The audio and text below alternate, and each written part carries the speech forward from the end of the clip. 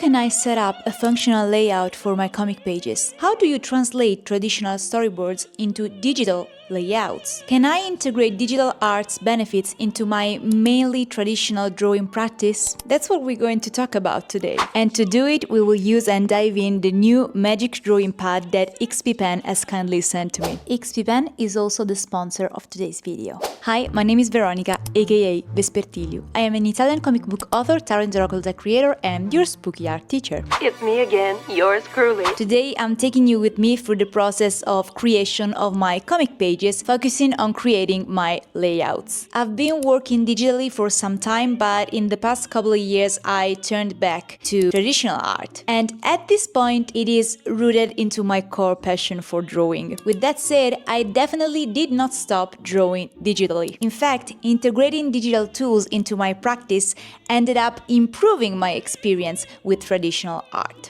And we're about to explore how I get the best from both worlds. This video is divided into chapters. In the first part, we're going to look at our tools and explore the magic drawing pad. In the second part, I'm going to teach you how to set up the layouts for your comics and give you a tutorial on the app XPPen, which is pretty similar to Procreate, which is the app that I use on my iPad Pro. And speaking of, in the third part, I'm going to share my final opinions on this tablet, confronting it with my experience as an iPad Pro user. And finally, I'm going to give you an exercise to start getting comfortable with your layouts right away. You'll find the complete timeline with each chapter in the description below and in the first pinned comment. Before we start, I just want to say that I've been sent this tablet to test and review, and I've been given total freedom to highlight my experience with it. My opinions on this product are personal and mine only. And with that said, let's get to the video. So let's quickly discuss the tools we're about to use today. This is the XPPen Magic Drawing Pad with the X3 Pro pencil. It comes in this very lovely box, and inside you'll find your tablet with the X3 Pro pencil, the charger, a screen glove, which is something I've never used. You'll also find replaceable nibs for your X3 pencil, which is really nice. And one thing I really appreciated is that it also comes with its case, so you can just snap the tablet to it and you're ready to go without having to buy extra gear. The pad is a standalone Android drawing tablet. The size is 12.2 inches. Screen resolution is 2160 by 1440 pixels with great light control and a wide color gamut. One thing I love about this tablet screen is that it gives a paper-like feeling, and this kind of surface actually has the advantage of also being anti-glare. It reduces screen reflection and light interferences, helps you see the screen clearly even under direct sunlight. The screen is also certified for eye protection and reduces blue light emissions while delivering excellent color accuracy, helping your eyes during long drawing sessions. Paired with the fact that this tablet only weighs less than 600 grams, it makes it the perfect tool for drawing outdoors. As we said, it comes with the X3 Pro pencil, which has 16,000 pressure levels, gives you higher accuracy and a smooth drawing experience thanks to the X3 Pro Smart Chip. Now, this pencil has a key characteristic that really surprised me, which is the fact that it doesn't need any charge. It's just ready to go. So sorry. Now that we looked at our tools, let's put them to the test. I've been testing EBS Paint, which is one of the pre-installed apps on the tablet, and it's pretty different from what I'm used to, so I've been very clumsy with it. It took me a couple of tries to figure things out, basically. But recently, one of you actually recommended to try XPPen, telling me it's pretty similar to Procreate. And while of course it has some differences in the interface, I admit they are indeed pretty similar, and I've been able to draw like I would have done on Procreate, honestly. XPPen also has a default brush I actually had to create in the past on Procreate for me to use, so I really appreciated that. That was a pleasant surprise. And speaking of surprises, XPPen surprised me by also sending me their smart keyboard for me to try, and we're going to talk about this in the third part of this video. Now, before we dive into the tutorial, let's quickly talk about layouts. I'll give you my personal definition. It is an intermediate step in the creation of a comic page. After defining our storyboard, we are now taking each page and start laying them out for us to render later with whatever medium we desire, whether it's in black and white or colored. If you're new here, I've already shown my rendering process in my inking a comic page video, but I've still never disclosed the storyboard process, so if it's something that you would like me to talk about, feel free to let me know in the comment section below. Regarding layouts, on a professional note, editors will ask to review your process from time to time, and the layout review is actually a crucial step in the publishing process, so laying out your comic pages is really important. For layouts, set a more accurate base for your final pages. How do we create a layout? Now, there are different approaches according to which artist is in front of you. This is just how I personally do it. In the past 2 years, I've come back to traditional art both for illustration and comics, but I've learned to integrate digital art tools into my practice. So I usually would create my storyboard on a separate sketchbook, and then I either take pictures or scan my storyboard and separate each page. Then I create a new file on my app of choice, insert the storyboard page I want to work on, and start redrawing each element more accurately. And once the layout is complete, I just print it and ink it. But what are the benefits of creating your comics layout digitally? So when I had to create my layouts traditionally, I'd have to work with drawing compasses and set squares, not only to draw the frames of my panels, but also to work on the perspectives for my sceneries and for my backgrounds. And so I used to literally attach multiple sheets of paper to my page so that I could draw my focal points and keep them in place throughout the whole creation process of my perspectives. And as much as that sounds very poetic and romantic, it was actually very draining.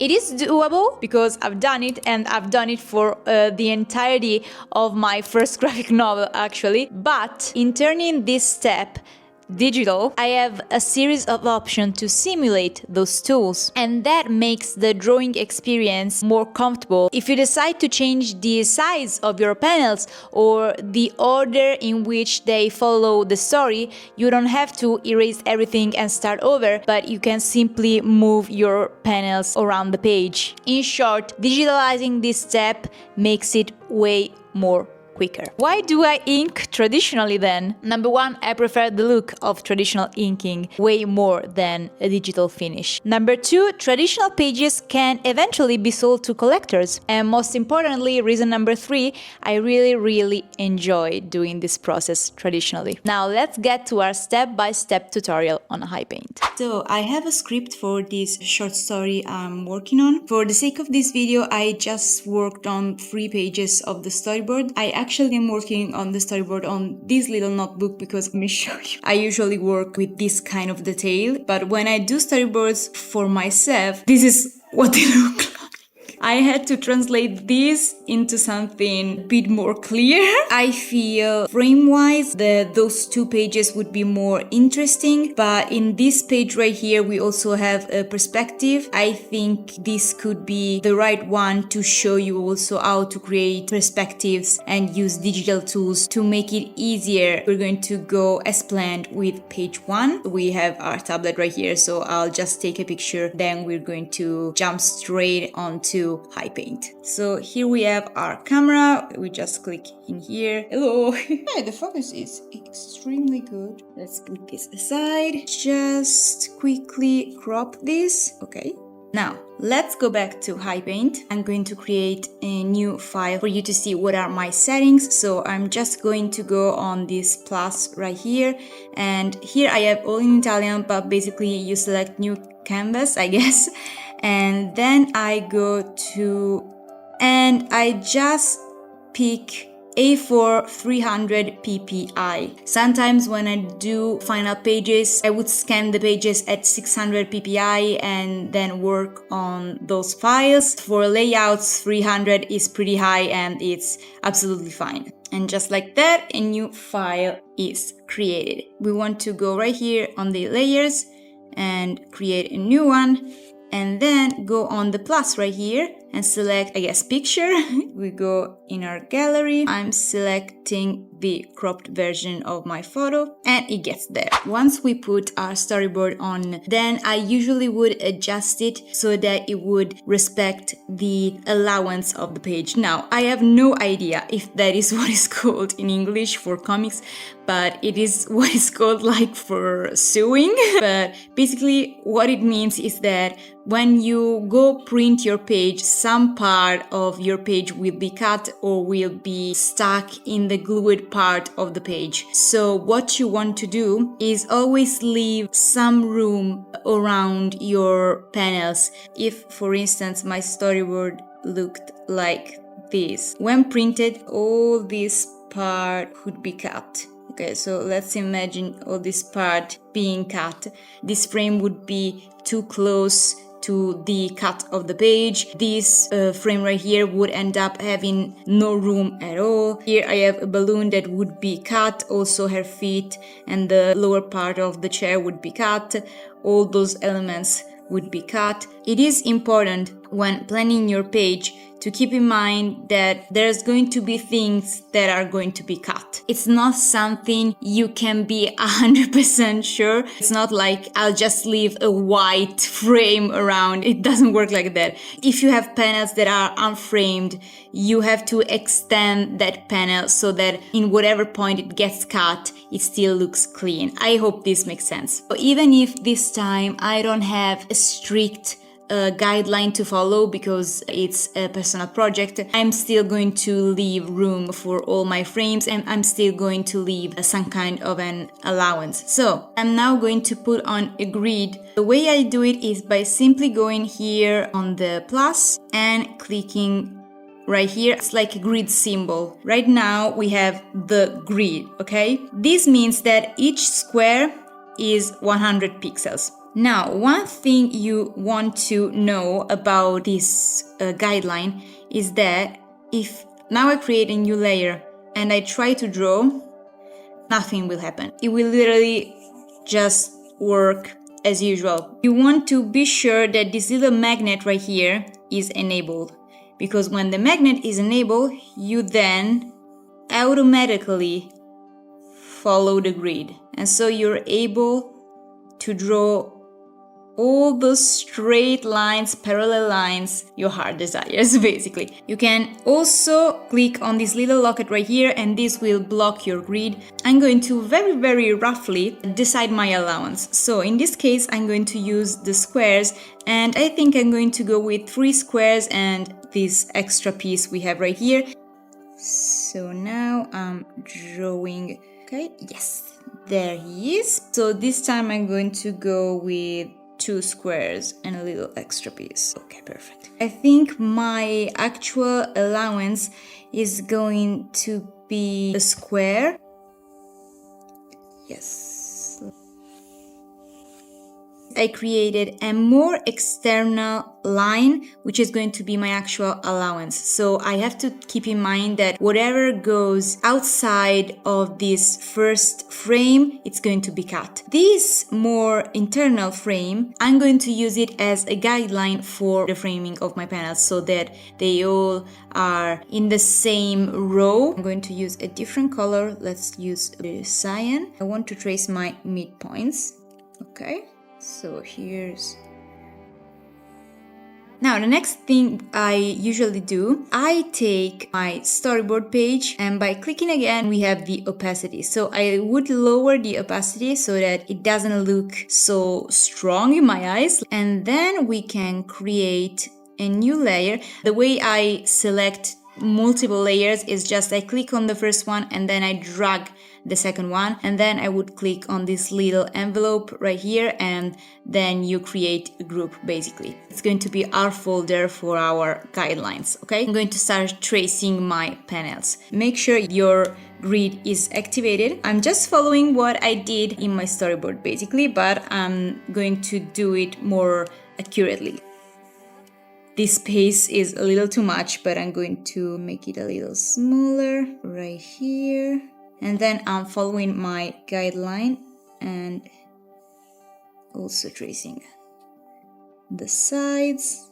So I'm taking my layer just by keeping it pressed, and you just drag it on top or under whatever layer you want, and I'm just putting this as my top layer. My last frame, I'm going to create a new layer and drag it under.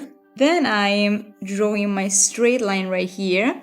And as you can see, those two frames right here overlap. We can either take our eraser and erase this manually, or if you want to be more precise, we go on the layer with this frame right here, and then we go there and click on the magic wand, and this will select the inside of your frame. You have to have your frame perfectly closed, because even if there is just a little open line, it's going to spread all around it. Be sure it's closed. And once we've done this, we can go back to this one. You'll see right here there is this trash can. We click on it, and just like magic, it has been perfectly erased. Now we click again on the magic wand to make the selection disappear, just like that. It's done. As you can see, there are some parts that are not very precise. This is not really a problem because this is not going to be the final page. This is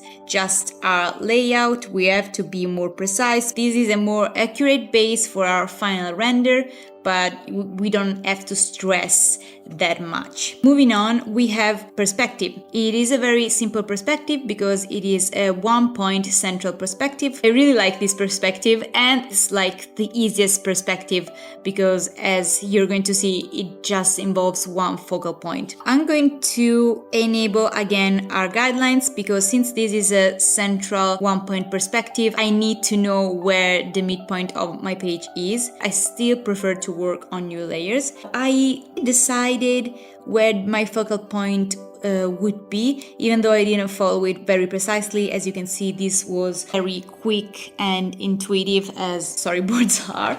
Go here on the plus and go back to our little grid thing, and we have to go right here on this third option. These are all the options you have available. There is the 1-point perspective, 2 points perspective, and 3 points perspective. When you select 2 points, remember the little locket? Once you click on it, you can actually move your points. And with the third point, it's the same thing. You can then move it around. Right now, we only want 1-point perspective. Be sure that the locket is open right now. And we want to put our focal point so that the lines match at least one of the lines you choose for your perspective. Of course, it's not going to match all of them because you can't be so precise in Storyboard, but if it matches one line, you're good, let's say. Once we've decided our focal point, we can close the locket and enable our perspective and go back here.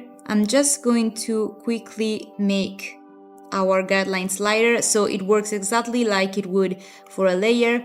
You just click on the group and you have the opacity bar right here. And once we've done with this, we can start working on our perspective. Be sure you selected the right layer. So let's start. I'm going to start by creating this. No worries if you go up and about because this is going to be clean later. Now here I have a circular rug, and the way we can create this in perspective is just by closing it into a square frame.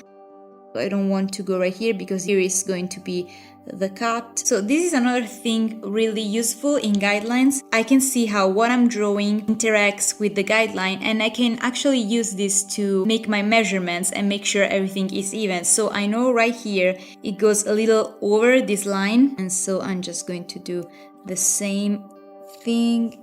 Yes, perfect.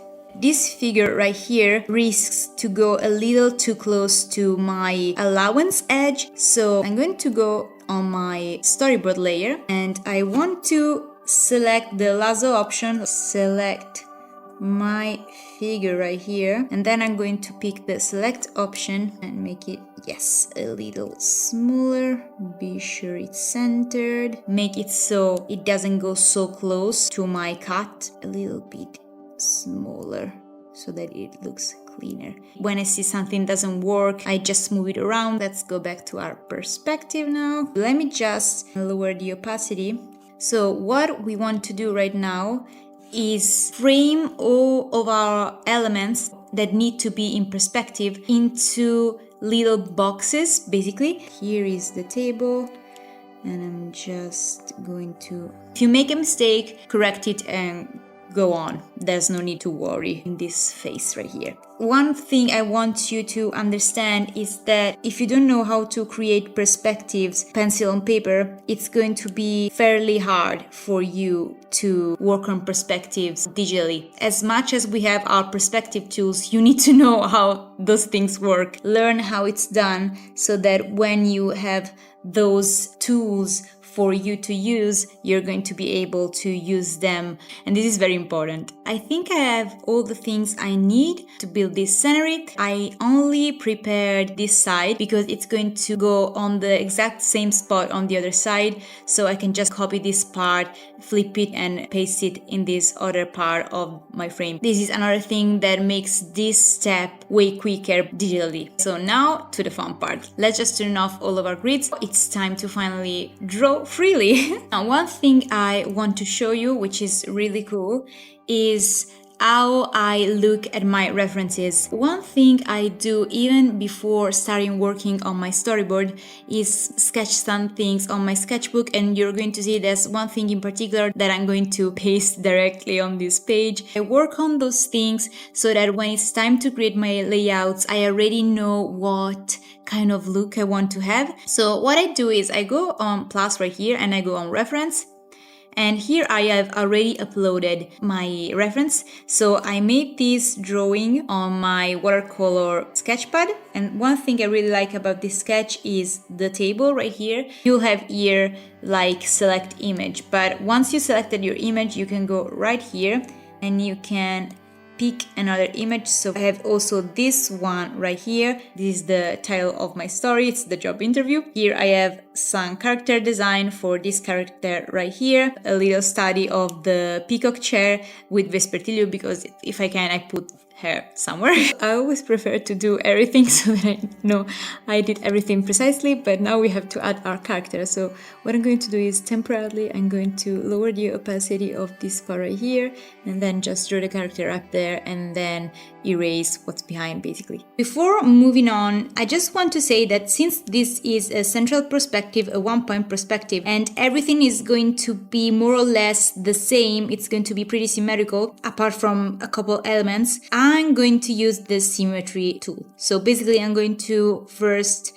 create a new layer and then go on this plus right here and go on Symmetry. Enable this, yes. If you want to move it, you have to unlock it. And basically this is the vertical symmetry midpoint line. And so for instance, when you have this one on, we block it, we then can draw and everything will be symmetrical from left to right. While if, for instance, we choose the horizontal one, everything we draw in the upper part is going to go on the lower part and vice versa. I'm just going to select this one and it is already in my vertical midpoint, so it's perfect. Let's block it. And then I'm going to use this very convenient brush. Basically, it is an empty line. You can work with this and have two lines at the time. Basically, that's what I'm using it for. This made the process way more quicker. And so when I'm going to ink this on paper, it's going to be all set up already. And I'm going to use it as well to build the chair in this frontal view. Now, one thing I want to do before going on and adding extra details and stuff like that,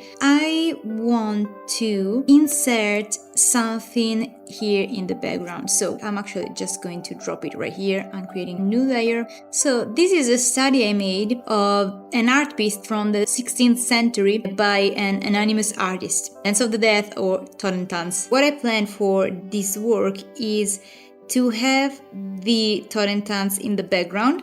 We're going to click on this, and in this part right here we want to select multiply. What this does is it makes the white transparent, basically. Make it even bigger so that you can see all the characters, and then eventually the rest is going to show on other parts of this comic.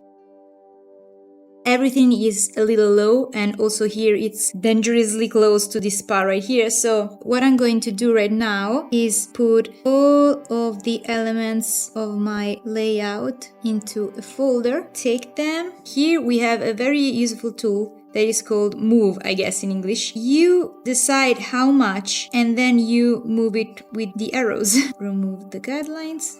Last thing I want to do is add my balloons basically. So you can draw your balloons by hand like this, or there is a little trick. I go on selection, I select this tool right here like this, and then we have another one like this. Drag the color. Why is it black? Bear with me a second. Duplicate, go right here, and here on this part about lights and colors, we're going to go on inversion so that they are now white. You select the first one and then go right here, make it a little smaller and moving it a little. Yes. Okay, perfect. See? Once this is done, with my brush, I create the arrow, and then with white, I do like this. And that's it. This is done. So what I like to do is translate this in cyan so that when I print it and then I ink it with black, when I then scan it, I can remove the layout under. So I would create a new layer, and on this new layer, I would put straight on the color that I want for the lines. I forgot this. Remember, you have to have a white background to do this, and just put it in our group and put it in the last part of our folder. And then we can go here and here. It's the first under multiply basically. Save the file because we don't want to lose all of this. And then we go here and we go on this little share button. We just have to print it. In this case, I'm going to use this first one. And this is the layout for the first page of my new short comic. So we went from this to this.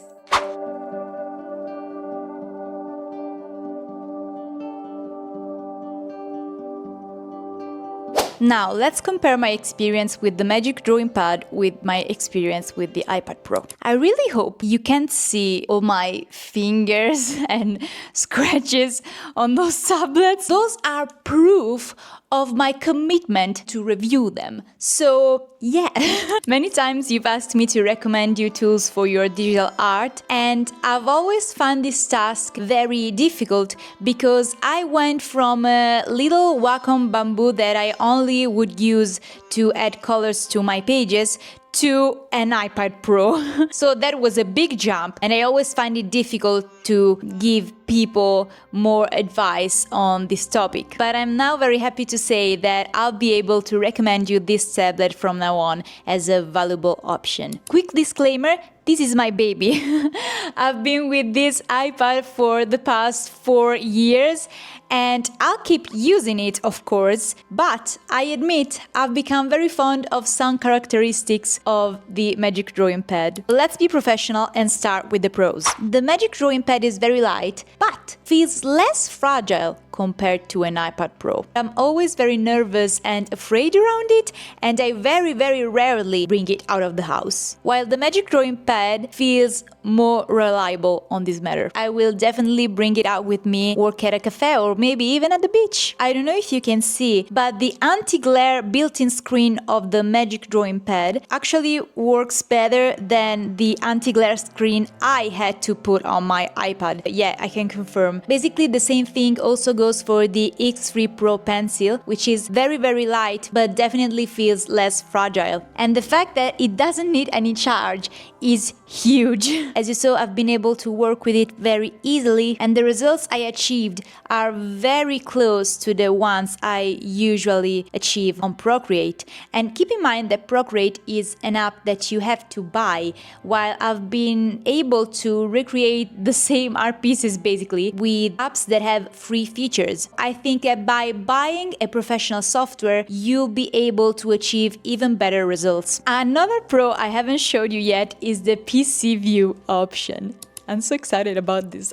By going on settings, you can enable this PC view And once you click on it, it basically turns your screen into a desktop. And if you pair this option with the smart keyboard, you'll literally end up with a computer. I love this feature because I can pair my iPad with my Bluetooth keyboard and mouse, but it still performs like a tablet. I would move things with my mouse, but it still would feel like a tablet. While with this option, you literally can switch to a PC view. The case actually works with the keyboard, so it literally becomes an extra computer. Last but certainly not least, the price. The Magic Drawing Pad is way more affordable than an iPad Pro. It costs $499 and comes with the X3 pencil and all its accessories, while my iPad Pro alone, at the time I bought it, was like 1,200 euros, so in dollars is even more, and I had to buy all the accessories separately, including the Apple Pencil, which was not as pricey, but it was definitely not cheap. So if you're looking for a professional tool to bring with you everywhere you go with a fair investment, the Magic Drawing Pad is a pretty affordable option. Now let's be professional and get to the cons. The first two are more personal, if I have to be honest. The first thing I want to say is that if you are an iOS user, it will take you some time to get used to the Android interface. I've been an Android user for years before switching to iOS in 2020, so I remember some things, but I still was pretty rusty, so keep that in mind. The second thing is that as much as I've been able to work as I would normally do for all of my professional projects, I still feel more comfortable with my Apple Pencil. With that said, I've got a lot of colleagues that have been using pencils like this one for their whole career, and when they tried the Apple Pencil, they actually did not like it. I think that is another thing that depends on if you're used to one tool rather than another. The only real con I want to signal is that while in the drawing apps, the colors look absolutely amazing, in other apps like YouTube, to me everything looks weirdly bright and saturated. It's a subtle thing. It's something that bothers me, but as you can see, is not as noticeable. So get started today. Thank you again. The audio quality is good, but I honestly prefer the audio quality of my iPad Pro better. But I prefer the audio quality of my iPad Pro better even than my computer and then my iPhone. And then everything. However, those are issues that revolve around a more frivolous use of those tablets, while this is called Magic Drawing Pad for a reason. And as a tool for artists to draw and create, it remains perfectly valid. And that brings us to the end of the third part. Now let's move to your homework. I'm going to give you an exercise to just get used to the creation of layouts. I want you to choose a story. Any story. It can be a story you've written, or it can be a story you particularly love. Pick a scene from that story and try to create your storyboard. I know we haven't talked about storyboard creation yet. I hope I'll be able to do it in one of my next videos. Just try see what happens. Try take inspiration from the storyboards that I showed you and do yours. Then pick a couple of pages, take a picture or scan those and work with those like we did in the tutorial to create your layout for your final comic pages. If you don't have digital tools but still want to try this exercise, you can absolutely do it. Put aside your storyboard and redraw your storyboard pages more accurately. Keep in mind that when done traditionally, this process will take longer, and that is perfectly normal and fine. This is a step that requires us to take our time, whether we decide to do it traditionally or digitally. Once you're done, I'd love to see your results, so feel free to tag me on your Instagram stories, or if you want to keep it between you and me, you can simply show me your results in my DMs. And with that said, thank you so much for watching this video. I really hope this was helpful to you. I also hope you had fun coming along with me in this art process. Let me know if you'd like to see a video on storyboards, and as usual, if you have any suggestion or requests for future videos, please feel free to leave them in a comment comment below. Don't forget to check the sponsor of today's video, XPPen, and let me know if this video made you curious to try the magic drawing pad. Also remember to check all my links.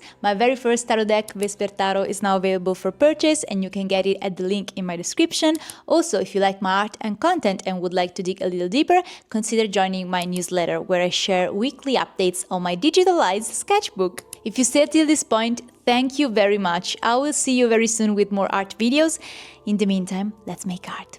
Bye!